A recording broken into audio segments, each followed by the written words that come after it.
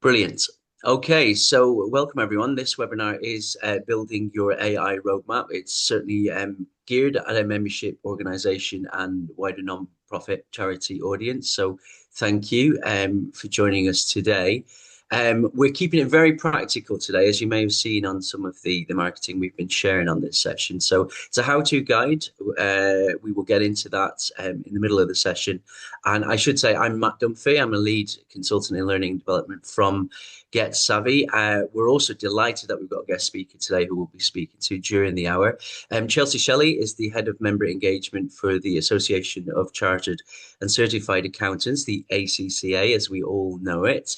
Chelsea, do you want to introduce yourself and your role briefly? Yeah, absolutely. Morning, everybody. As Matt said, I'm Chelsea. I'm head of member engagement at ACCA, which entails everything you would imagine a head of member engagement to do. So, looking after our members in terms of resources, content, CPD, events, networking, everything they might need in order to help them develop as an accountant in their professional role. Looking after a team of 10 as we do that for our 100,000 UK-based members. Fantastic. Thank you, Chelsea. We're delighted to have you along. We're going to talk about how the ACCA is adopting AI and what your members are thinking, doing, and saying with it at the moment. And of course, as always, I'm joined by my co-host, Alan Reid, our Director of Learning and Development at Get Savvy. Alan, again, do you want to introduce yourself on behalf of the company today? Thanks, Matt. Good morning, everybody. Alan Reid, Director of Learning and Development. Really delighted to be joining the webinar this morning. It's an exciting moment in the non-profit sector, I think. I will just say, as a one-liner, pretty much all of the projects that we're being asked to get involved in now have some kind of AI theme. It's very much a current topic, and it's part of all of the projects. So delighted to see everyone here today. Kind Thank you, Alan. And yes, some of this will be indicating the services we are providing in this area as we go through. Before we get started, a couple of kind of housekeeping notes. So this session is recorded and we do share the recording with you after. So don't worry so much if we've shared detail on screen, that's so that you can absorb it in full later. This is practical, so if you've got a pen and paper nearby or you use notes on your computer, you might want to do that. We've got the Q&A function in Zoom, so whether early, during the middle, or towards the end, please share your questions. We will leave some time for that, and we do welcome genuine kind of insight and queries from the group. And just to say, we offer several things today for free as part of the webinar. You will get a copy of our 2025 research study, which focuses on AI themes as well as broader tech trends this year. You will get the checklist that I will show you in the middle of the session as a freebie, just so that you can start or continue your activity with AI adoption. And as you see there, we also give you 50% discount on our own learning course in our own learning system, which focuses on technology change projects for non-project managers or for business people. So please do avail of that. It's a wonderful AI-rich course, and there's certainly lots of learnings in there if you're embarking on projects. I'll pass over to Alan now, who's going to talk in brief about who we are and our services. Alan. Great, thank you. I'll keep this really, really short because I want to get into the content as well. But in addition to our work on CRM and digital projects and AI projects being throughout, Get Savvy have a real focus on learning and development in the non-profit space. So essentially, any kind of challenge you've got around learning for your supporters or your members, that's our specialist area. And we do everything that was, as you'll see on the next slide, from helping you get started to helping you make the most of it. We're 100% platform independent, so we work across every technology in the learning space. So three areas we mostly get asked to contribute to. First of all, creating a low-cost membership or supporter-focused learning management solution. So that's where organizations need a platform and they don't have a huge budget for it. We're able to do that at very low cost, very published, very transparent. One of the things we get asked to do a lot is content digitization. Most of our clients have fantastic digital assets, but they're a bit underused, or they're not being exploited enough. By turning them into modern digital assets, making it much more lively, much more engaging for members and supporters, they come to a whole new life, and people get a lot more value out of them.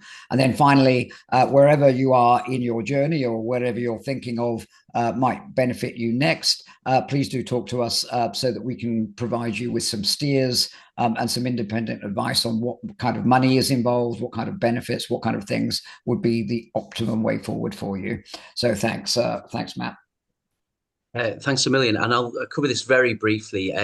We have some AI focus in these projects, but as Alan's indicated, we have a kind of digital services, and we are looking at AI support right now. So the Royal Town Planning Institute has a broad membership focus. Essentially, they are conducting at the moment an LMS implementation project, and our support there was to give them some consulting advice about where they need to invest to make a change, and help them select a new learning management system provider. And they're just about to go live in December with that new system. And moving forward, a brilliant organisation here, the British Menopause Society. Again, probably a broader digital focus, including how they incorporate AI. And the project with the BMS at the moment was definitely looking at their investment potential and the various systems they need to change or improve, including learning. And at the moment with that project, we're still ongoing. We're setting up their roadmap, and they're starting to get towards their requirements for systems and who they select for their technology change journey. So to start, as Alan says, to get into the content, we're almost going to self-correct ourselves on not being too theory-based today, to be super practical to help you get started or continue. So in a moment, I will talk about some of the factors around AI adoption in the sector from our research study. We will then cover it in kind of 5 key organizational areas: our how-to guidance on either getting started or continuing momentum towards a tipping point where you feel like your organization is using AI in a very mainstream way. And indeed that your members or your stakeholders, your donors and supporters are actually understanding what you're doing with AI. We'll talk to Chelsea next and have some brilliant insight on how things are at the ACCA, and then we will get to your questions. So just as an introduction, we're going to share a poll in a moment. In a very even-handed way, we respect that many organizations, whether you're a membership body or an association, you're a charity, are at different stages of progress with AI adoption. I think some of the things we'll talk about up front are barriers or concerns. But for now, I think if Alan shares this, we just want to get a dip sample of where you are at today. We don't share these results, it's literally to know the community of who we're speaking to on the webinar. So as you'll see on screen, there's certain options there. I probably describe this as it goes from a standing start. We are discussing things. We are debating AI right now. We haven't taken any action. Maybe you're in earlier stages of action and you're starting to gather momentum. Or as we move towards maturity, you've got solid plans for next year. You're in progress, or indeed you feel quite mature. You've been an early adopter, you've started to implement AI tools, and you're looking to the future. So I think, Alan, maybe if you let me know what you're seeing, and when you end the poll, we can all share the results and have a quick look at that. We'll just give it a lot of good responses. Give it a few more seconds, and then I'm going to end the poll and share the results. So what we're seeing here is that it's a self-selecting audience, right? We've come to this webinar, which is about getting started and practical advice. So the majority of respondents are still in discussions, no real action yet. What that'll mean for most organizations is that they're using disconnected ChatGPT, like everyone is, or disconnected Copilot. With a minority making progress, and one really well on the way to their AI roadmap. So does that surprise you at all, Matt? Do you know what? Not surprised. Well, I do like the idea. We've got some early adopters, innovators, people to be followed on the course. Maybe for you, this is recap, or you're starting to reflect on your own kudos around things you have achieved and what you're going to do next year. I'm certainly aware that, to see many of you at this starting point, at this point of discussion and debate, we will help today get things fired up and started in terms of true action around AI adoption. So I'll bring all of this on screen and just share the key message. We conducted quite a comprehensive research study earlier this year with over 100 leaders in the sector. We discussed AI and basically levels of adoption so far. We talked about barriers and concerns. The key thing you'll see on the chart on screen, it's a mix of concerns there, but really this is around ethics and reputation.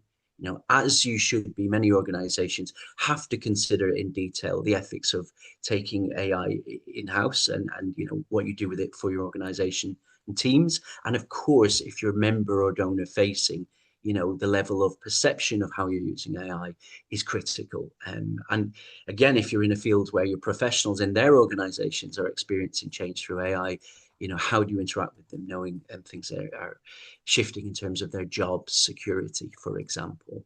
So we do understand that the core challenge, if you like, is getting over this ethical hurdle and understanding how we can adopt safe usage. I'll bring all of these on screen because I think what I would say is these are more common that we see in any client project around barriers in the sector to digital change. Let's just say many organizations are still dealing with legacy tech. Even if you've got yourself onto a platform-based, cloud-based system, sometimes you do a big leap and you get a new system or systems in place, and then things malinger for a while, and you're not, continuously improving that system. So that can be a factor. I would say that second one there, we still see the need to educate leaders in the sector first, or to get them up to speed so that they can turn around and talk to their teams in a very positive way about managing the risks, say, of AI and how they're going to implement as an organization. And then the final three then really, I would say, are all connected to value. Understanding in detail where AI is going to be valuable for you, where you can use it in your systems, and then starting to think about how you can not only take a systems approach, but a process approach, and that great one at the end there, how you can create a culture or nurture a culture of problem solvers. So people should be solving problems in your teams with AI tools in a safe way. So we do see those barriers. And I think overall today, we're going to talk about, as many of you are seeing and experiencing, a research study, we had 80% of organizations who were in the discussion and debate place at the moment around AI. So almost our results today reflect that. Only 20% getting to AI tools and a level of adoption.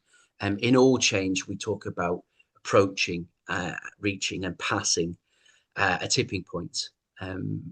There's good theory behind this. If you can push momentum towards a tipping point in your teams, in your membership field, across your donor populations, then this activity will become more mainstream. People will be doing it as a default in a safe way in future. So it's all about reaching a tipping point. Alan, do you want to offer a quick moment on what you think can help most to gather this momentum towards the tipping point of AI? I think what we found through multiple projects is it actually comes down to the leadership team. And there's quite a lot of senior managers on the webinar today, so I don't want to be overly blunt, but it's you lot. So it's essentially the leadership team feeling that they are familiar with what their options are and how it's going to impact their organization. And at the moment, what we're seeing is a lot of talk, a lot of fear, uncertainty, doubt, and a lack of leadership, if you like. So all of your colleagues and all of your staff are using AI kind of under the desk in many cases. Some of you have declared amnesties and people are allowed to do it, but there's a lack of clear policies. There's a lack of clear understanding of how it should be embedded into your everyday work. And until the leadership team get themselves familiar with those things, it can't really ripple back down through the organization. So I would start there.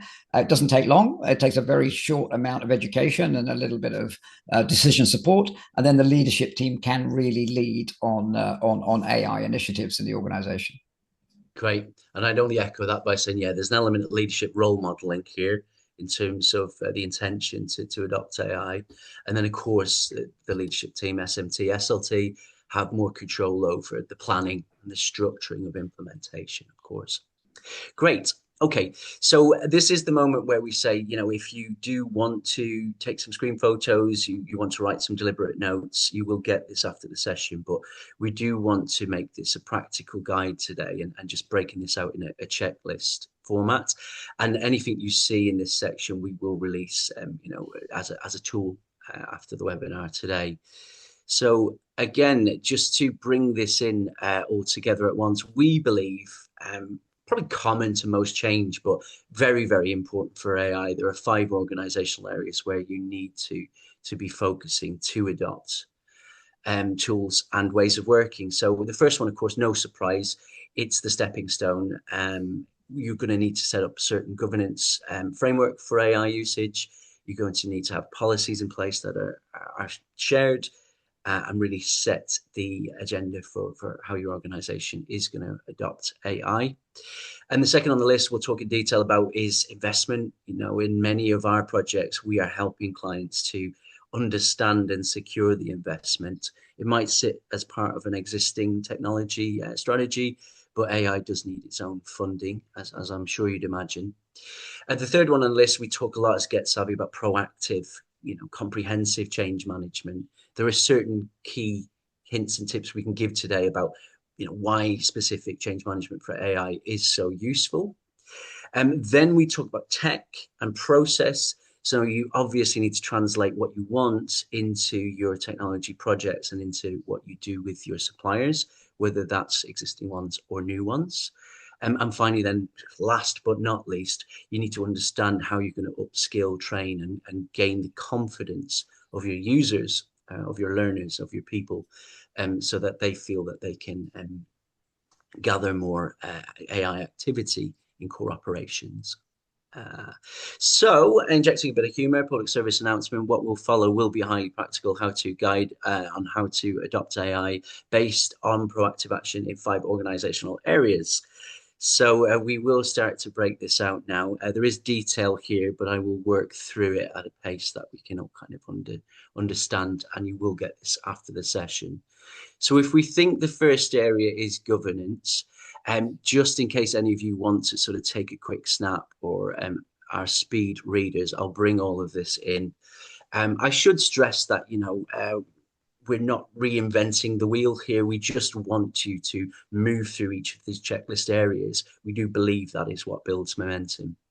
So the first one you'll see on screen, some of you will have done this, but if not, this is critical. It's really good to align yourself with actually regulatory guidance or existing frameworks that can support your adoption of AI and your setup of governance. So I'll mention a couple. 2 years ago now, the UK government released principles on AI for regulators, but I think they apply very well to any organizations.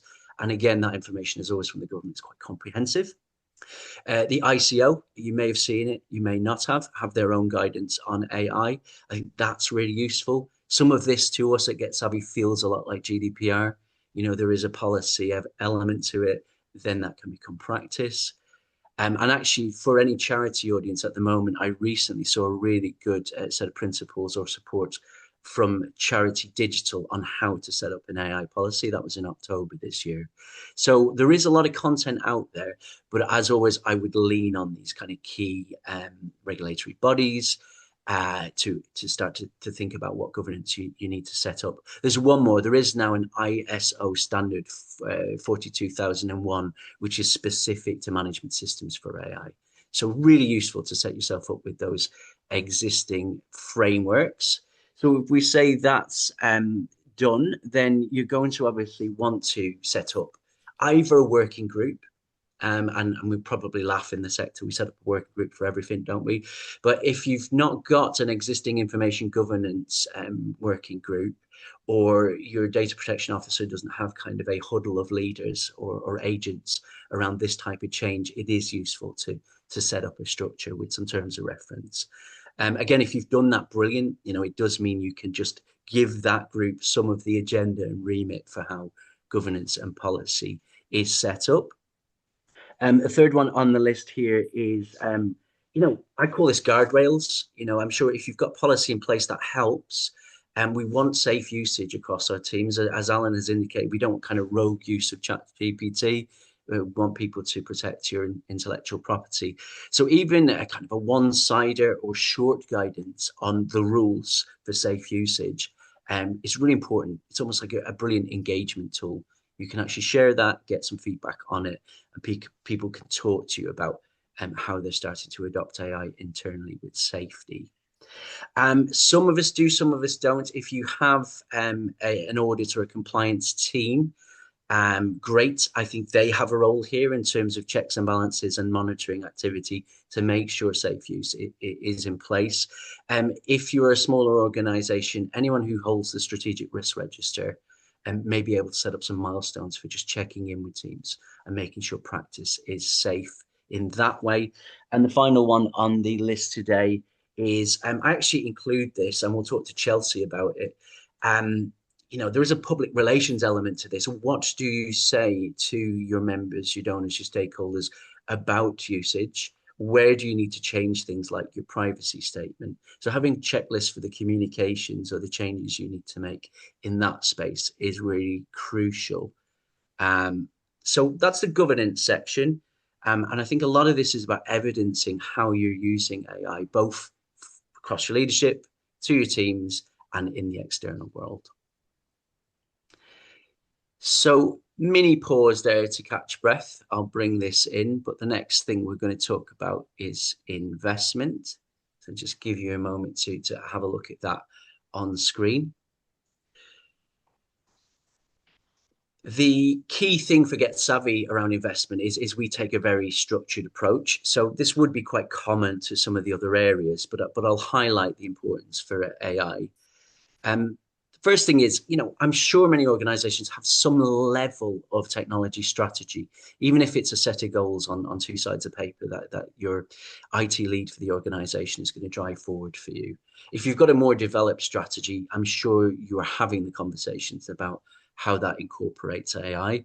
So this is the strategic alignment piece. As leaders on the call today, we know we probably need to plug AI adoption and implementation into our broader strategy. And this is almost bold, red, underlined. The next one there. You will need some form of a business case. Now, again, if you're going to your board, your council with a broader technology business case, some of your AI funding will be absorbed into that. But, we know trustees are starting to ask more questions about what we're doing here, and maybe might want to see a breakdown of where you seek to spend across tools or certainly training. So incorporating that into a business case or creating an AI-specific business case is really important. That links on to the next point, which is around roadmap.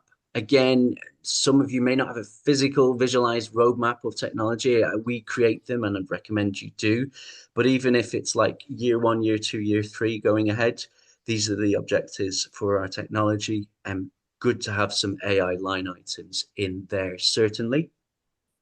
If we do have a senior leader heavy webinar today, this step can often be missed. It can kind of bounce around in terms of accountabilities at the SLT, the SMT, or your executive. Assign a single point of responsibility for this at leadership level.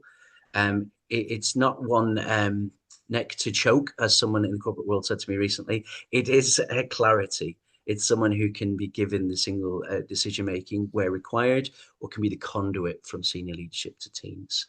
Simple practice, but again, on a checklist, making sure you've done this is really important. And then regular reporting. This shouldn't dominate everything.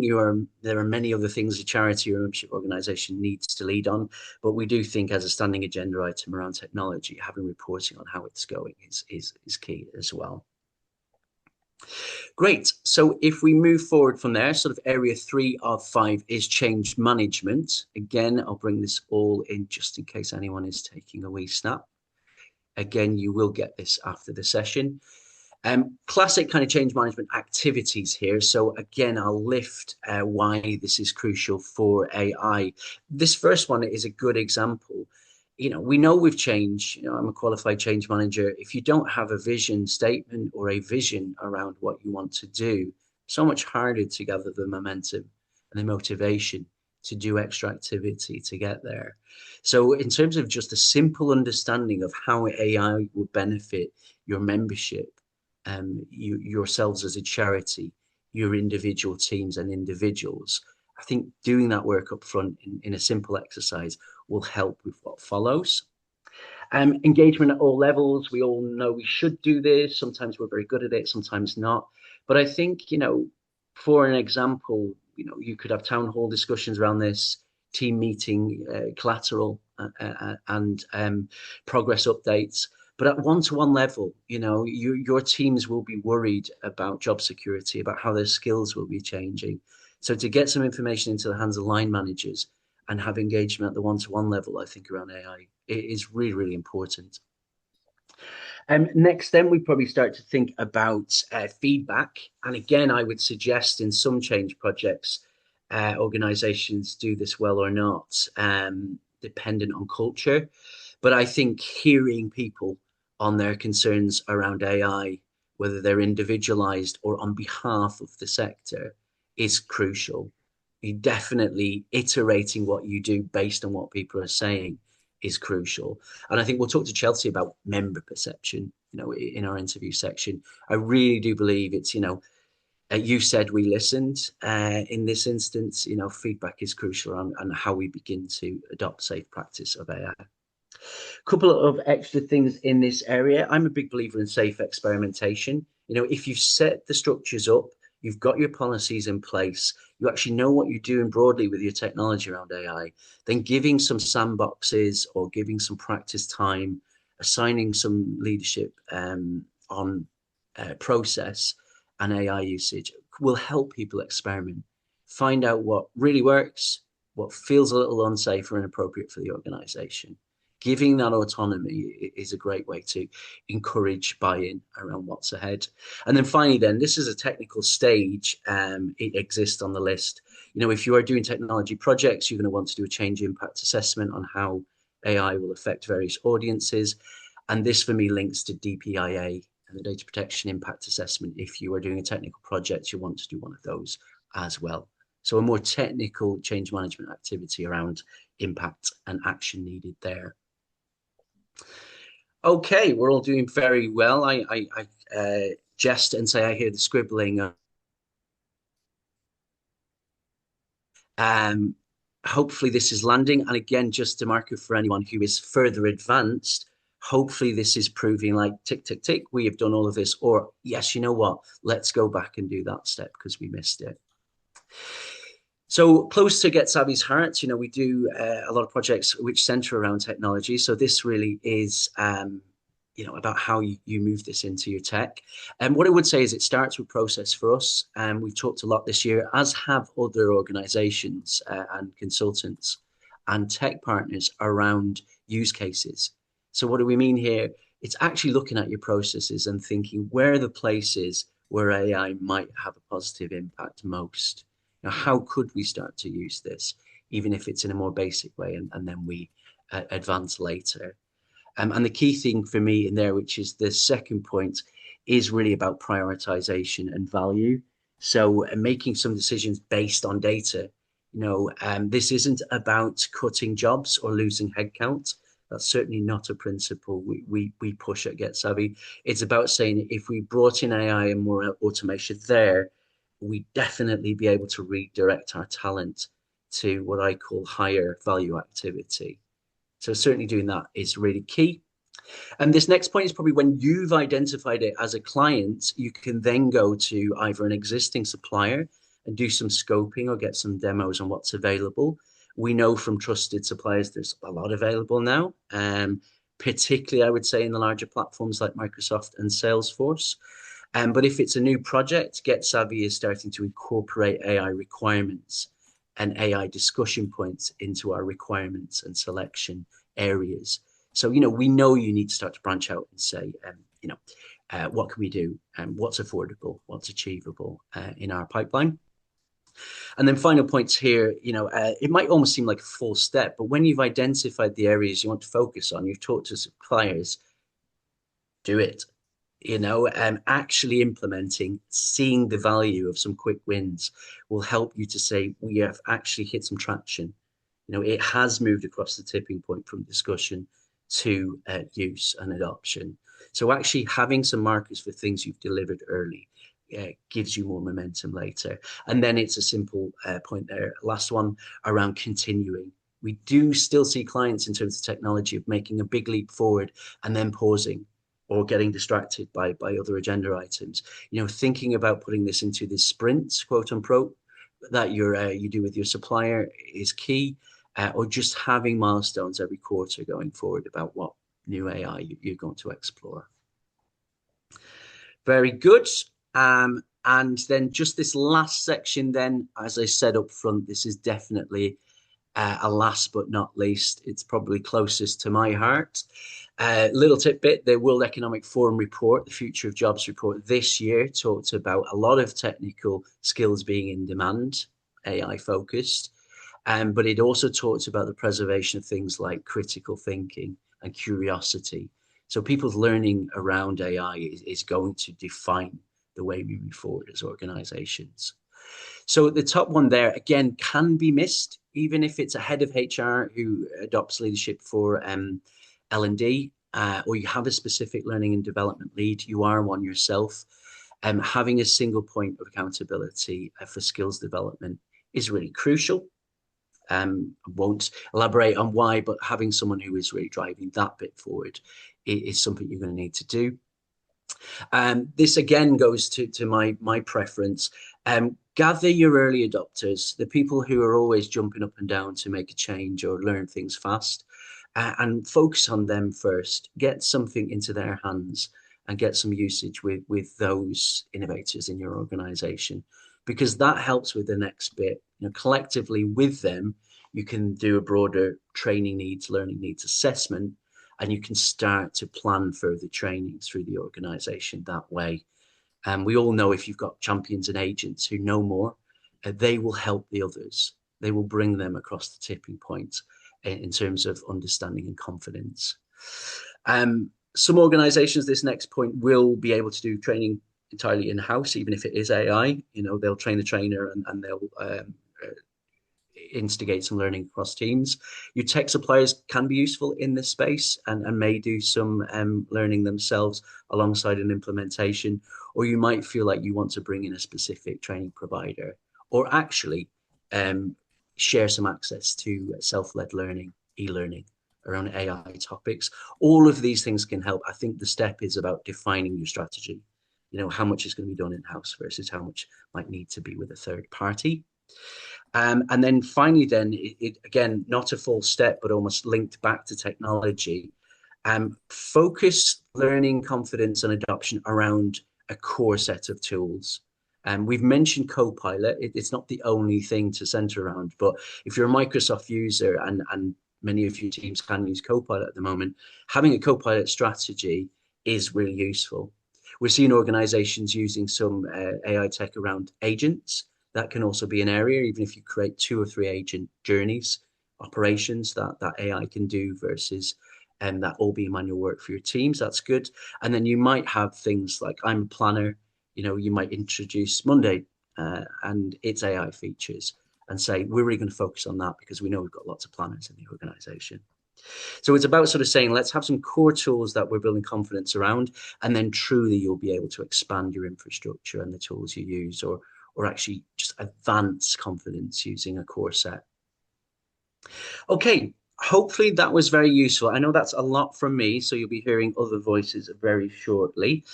So just to say briefly, our service in this area tracks or follows those 5 key organizational focuses. I would say we're looking at kind of a package service right now where we can come in, use the checklist and sort of help you implement across various areas. So if it is something you're interested in, please get in touch with us. We can have a conversation via Alan. If you are going ahead and doing this yourselves, the checklist stand, and we think they provide a good platform for you to adopt AI safely in future. And just before we talk to Chelsea then, I think we're going to do another poll, which is a little bit of a feedback loop for us. which of these areas, I would say, Alan will bring up the question, is of most focus to you, might offer most impact. It is multiple choice, and I don't want to steer your answers, but if you sort of think, give your top answer first, and if there's a couple of other areas where you think that would really help, we'd welcome your feedback on it. Okay, so answers are dropping in. It seems like people are struggling fairly equally across most areas at the Yep. minute. So we'll give it a few more seconds, and then 3, 2, 1, and I'll stop the poll and share the results. Great So, stuff. so what we are seeing there is that actually there's as with the previous poll, people are at the early stages. So people are struggling with things like governance and policy, strategy and investment, how to understand what it is that they need to do, how to set up these protective agreements across the organization, and then how to work out how it's going to fit into their technology around the organization, from CRM to the website and other tools. Anything surprising for you there, Matt? Yeah, so I think for me, I would say it belies somewhat maybe a tech audience because I think we're slightly higher on investment, which can often be investment in tech, and Mm. we're getting slightly higher results around that. How do we adopt this in our process and speak to our suppliers? But I will say, look, this is a progressive maturity model. We do respect that. You probably got thoughts in all of these areas about what you do to start or what you do next. But really useful. And just Alan, before we move to Chelsea, any kind of headline thoughts on, using the 5 organizational areas of focus to gather momentum, particularly as we're at the end of the year now, heading into a new calendar year? I think it's important to bear in mind the benefits. We have to focus on the spade work that's required to get to the benefits. That's our job, helping organizations do that. But we're working with organizations now that have literally doubled the number of events they run for their members because they're using AI-based tools at multiple stages of the process. They've doubled or more the amount of content that they're able to put out to their members. They're improving services to neglected member groups that they just didn't have the resource for before, because there's only 1,000 of them. We can't put out content and services for that group because we don't have time. They now have the time to do it.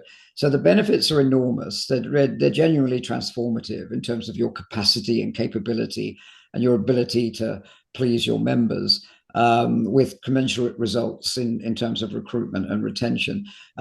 It's just a case of getting through that, getting through those 5 stages, as Matt was talking about, which can be done relatively quickly, by the way.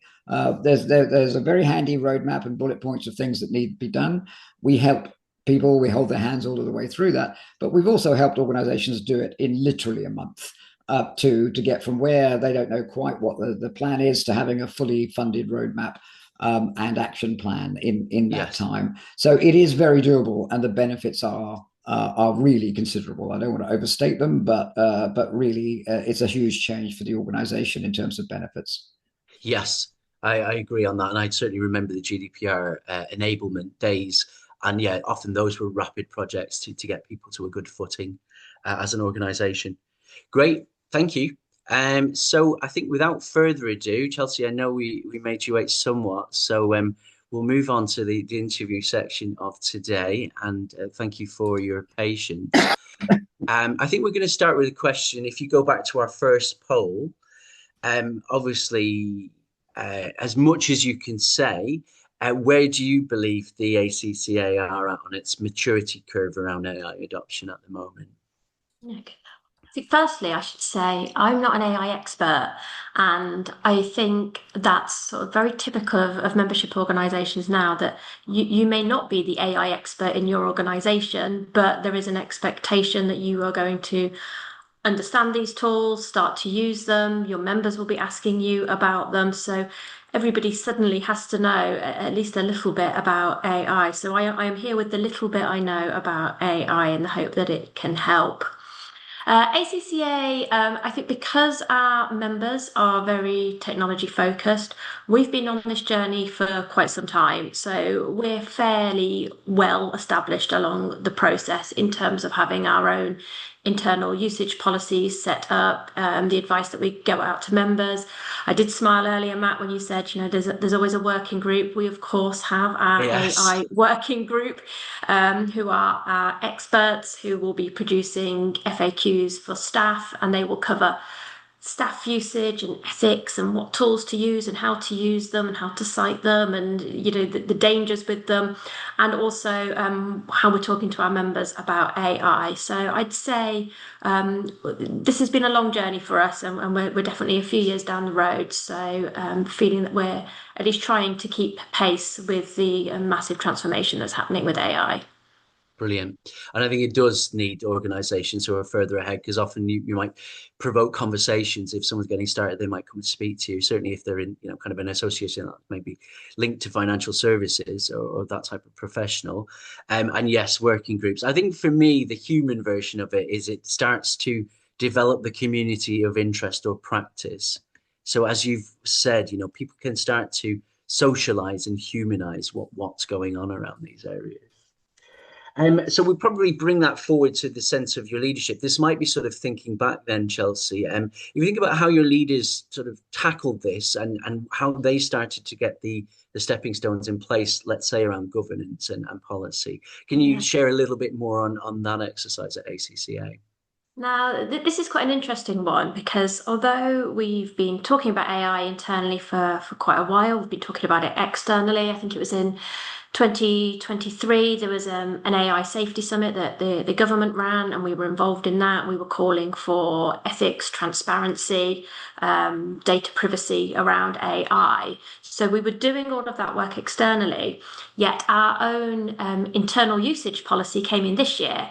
So I think it's typical of one of those AI type of scenarios where the projects are happening and staff are using the tools before you have the policy in place. Now, a lot of the time you're in an organisation, if you're bringing in new systems, you're able to think about the policy for the new system before it actually goes live. Where with AI, because it's open access, it's out there, everyone was talking about it and using it, and the policy came in retrospectively. So our policy around how we use AI is fairly new, but it is robust. It looks at ethics, it looks at transparency, it looks at what we are using it for and what we absolutely shouldn't be using it for.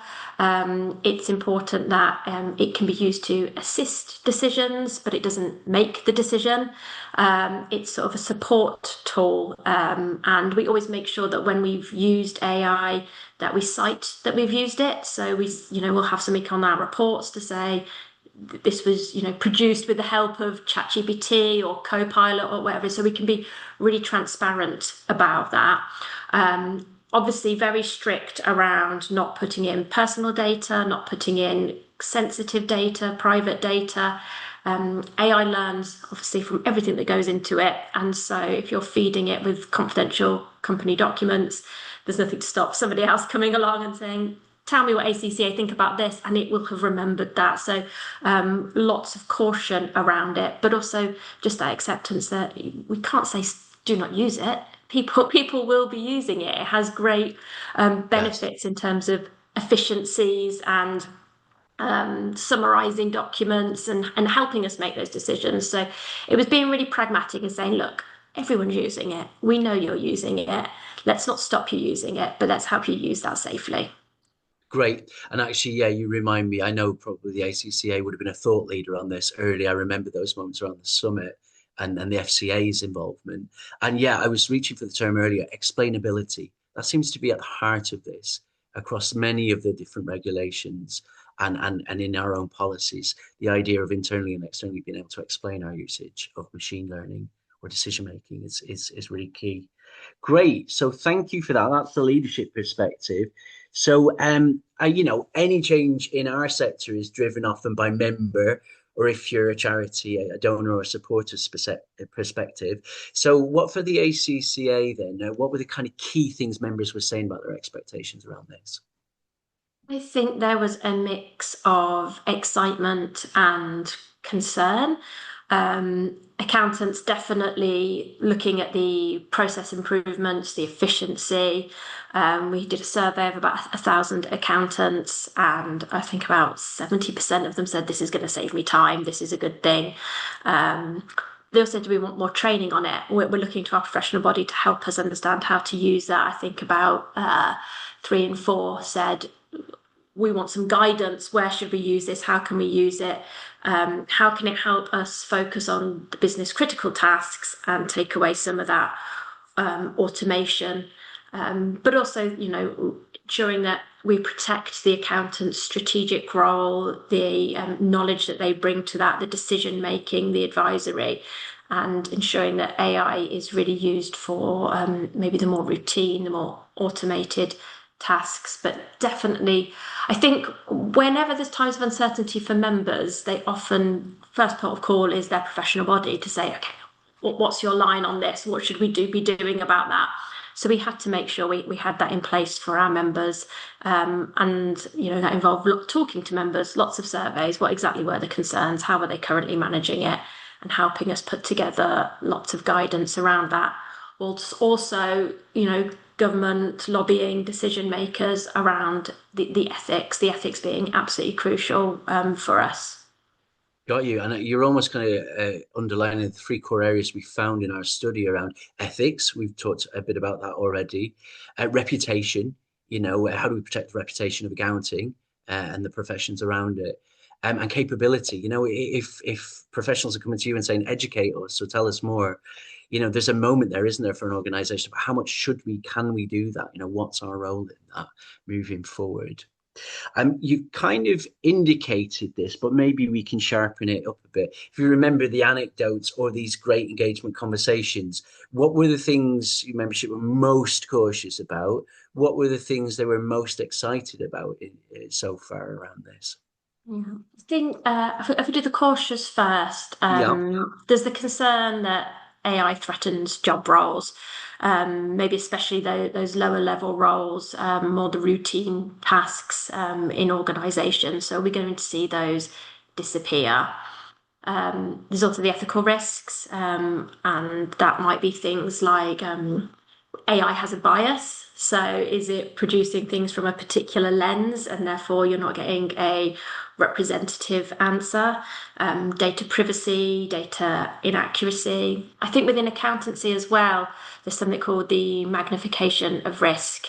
So a very small error with AI can actually tumbleweed and become quite catastrophic for a business. So concerns about how far some of this goes.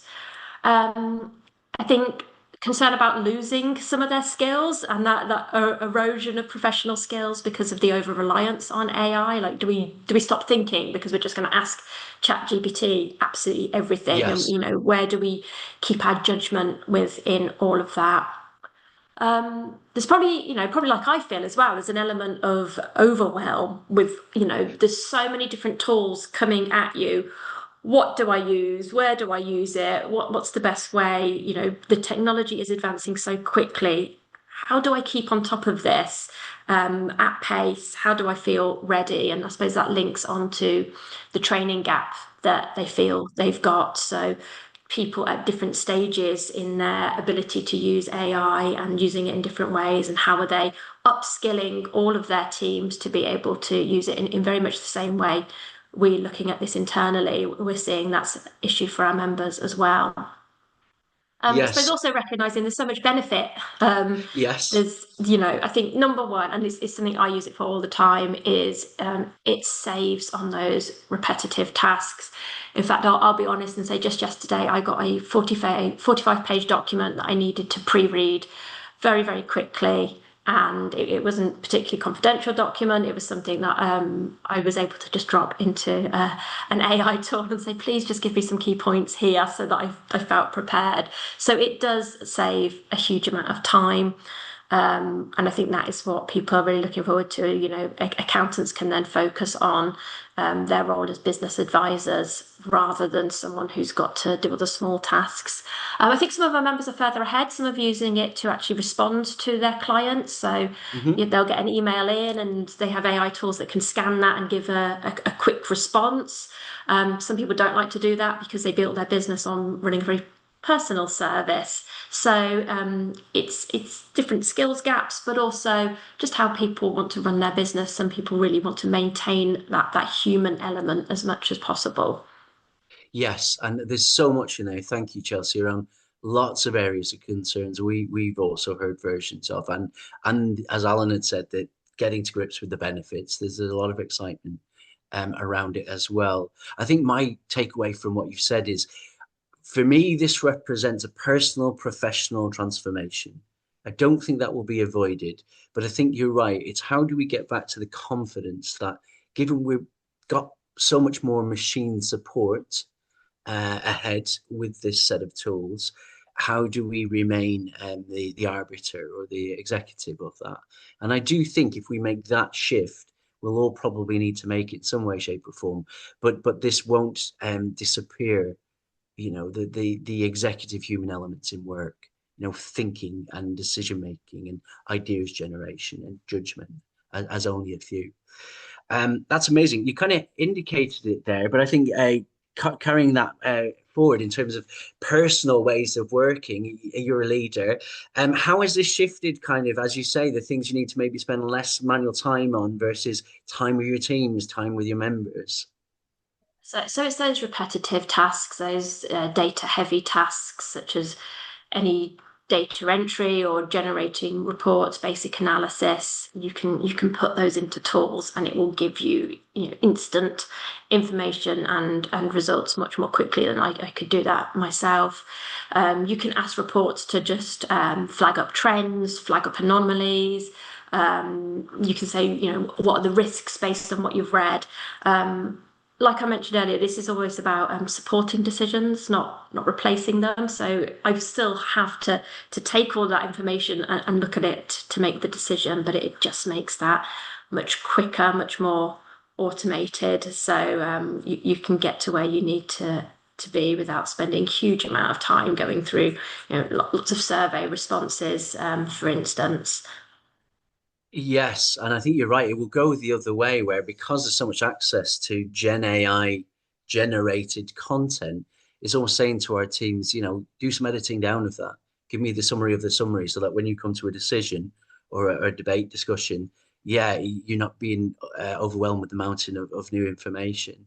I You can love that. always And read that what you get back. I think yes, I think I can always tell when yes. something has been. Well, I think I can. I think I can tell when something's been written by AI. So you need to sort of look at tone and style, and does this feel like your natural language? And it gets better and better. So it does feel like it's getting more and more natural. But always check it. Check the accuracy. I'm definitely not at the point of trust yet where I will get an AI report and just fire that off because I think actually I need to look at this. I need to make sure that this, there's a sense check going on and that we're happy with this. Yeah, and I won't give you too much of my thesis on AI, but this arbitrage of information, I think, is key. As you say, if we get blueprints for a policy or a document, we're still going to want to interrogate those to see if any source information is true. And also, we're going to want to refine and edit and put it into our tone of voice. That's probably why I'm an optimist around this, because I think those tasks will still always be required, he says, hoping that's true in the future. There is a human Um, instinct, isn't there, that yes. surely we're not going to let ourselves be replaced. And so, there's sort of that we have to reserve that pessimism just for our own survival, really. Otherwise, if we completely put all our trust in the robots, then we'll be taken over. So I think there's just a human instinct that actually we're still needed. We still need to check this. We still need to make this feel real. Oh, great. We got there. I think you're right. The human adaptivity, we've seen that in so many different advances, including in the digital age. So I agree wholeheartedly. There are lots of benefits here. I think it's how we harness it all. This is a finally question, unfortunately, and we'll talk more, I'm sure, after today. But finally, for the group with us, if we talk about member experience, it's a work in progress for ACCA. What do you believe is the biggest impact or the biggest impacts that AI adoption will have on the member experience for accountants? If I'm talking about this sort of as a how we service members and how that has an Hmm. impact on them. We've got 100,000 members, so as you can imagine, that generates a huge amount of queries. Everything from I can't renew my membership because I can't navigate through the system, to I've got this ethical dilemma related to my practice. What's the answer? We are starting to, we've always had a chatbot in the background, which is AI based rather than generative AI. But by upskilling that, members can get the answers they need from us faster. Our customer service and our technical teams are able to then deal with the more complicated queries. People aren't on the phone to us waiting for an hour because they're very quickly being able to go through the AI portal and get what they need. So hopefully it means a more seamless experience, a quicker experience, just a better customer experience for our members. And I think also when we're giving those answers, especially to the technical queries, hopefully they're getting deeper insights a lot quicker because we're able to, do a big sweep of all of the information that's out there, summarize that, put that back to the accountant and say, here's your answer very quickly, rather than, trawling through information and textbooks to try and find this specific technical answer. Yeah. We also do so much in championing ethical use, transparency, continuing to use professional judgment, and we're hoping that that feeds through to our members so that when they're adopting AI, they're preserving that trust. They're doing it in the same way that we've demonstrated we're doing it, and we can reduce risk, make sure that there's accountability in how we use it. We share our documents, our risk models, how we've put governance around AI, and so hopefully that strengthens AI usage across the profession. Do you know what? And I'm going to try and avoid perfection here, but that's really brings us all the way around, Chelsea, to the idea of there's a potential, even an irony, that we may become more ethical and our reputation may increase because we need to interrogate the information and what AI does more and more as we move forward to gain that trust or to continue to nurture that trust. That's amazing. I'm going to literally rapidly go to the Q&A box because I know we may have certain things that either have come in before the session or today. Alan, how's it looking in the few minutes we've got left, questions-wise? Pre-event questions, but we've got so little time. I'll keep it really close. One question is, in GetSavvy's experience, what areas of a typical membership body benefit most from AI? And I'll just take a kind of 20-second run at that first of all. Go for it. I think it's important to recognize for most membership organizations and charities, pretty much everything that the organization does in the context of members and supporters is already rule-based, and it has been for decades. So events, very rule-based, very batch-driven, education, rule-based, batch-driven, donor management and thanking, etc., renewals. So for 20 years or more, there's been automation and workflow around those areas, some doing it well, some doing it less well. What AI has enabled those organizations to do is to put those things in place much more easily and cheaply and more thoroughly and much more in control of the nonprofit than has ever been the case before.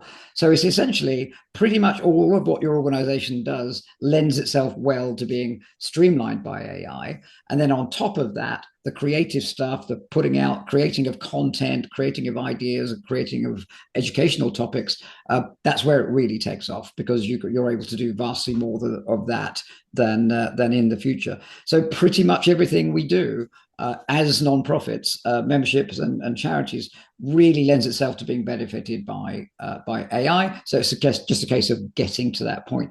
Any thoughts or comments on that, Matt or Chelsea? And let's leave it at that as the last question. Yeah, Guy, I think briefly for me, so I like the idea of enhancement in all areas. I think that's what we're seeing. And I'll have a moment around learning because we talk about this a lot. It's giving us the ability to give more nudges, alerts, notifications, signposts. I think we'd have to structure those in a much more linear or traditional way. AI is helping make those more spontaneous and organic.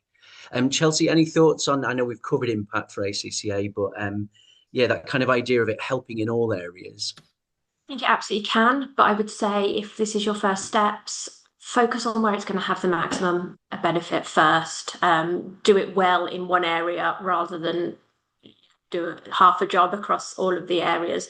Focus in, learn it well, move on, and also training, internal training for teams, make sure they know what they're doing and how these things work too. That's great advice. Brilliant advice. So yes, don't kind of dilute the impact. Fantastic. So just to say, so we've covered our Q&A. So in a closing note, I will take this opportunity to say a massive thank you to Chelsea from the Chelsea Shelley from the ACCA. Thank you for all your time today and your insight. And a quick look, it is a watch this space for our webinars next year. Very shortly, we'll have our set of topics available and we'll come out and contact you around the January session. But just to remind you, you'll get the screen recording, you'll get the research study, you will get this discount opportunity for our course, and you'll get the checklist items. And do please, if you have any level of a need, even if it's just for a conversation, please do get in touch with us. We will have that available via Alan in our team. We'd love to hear from you if you need support around a project or service.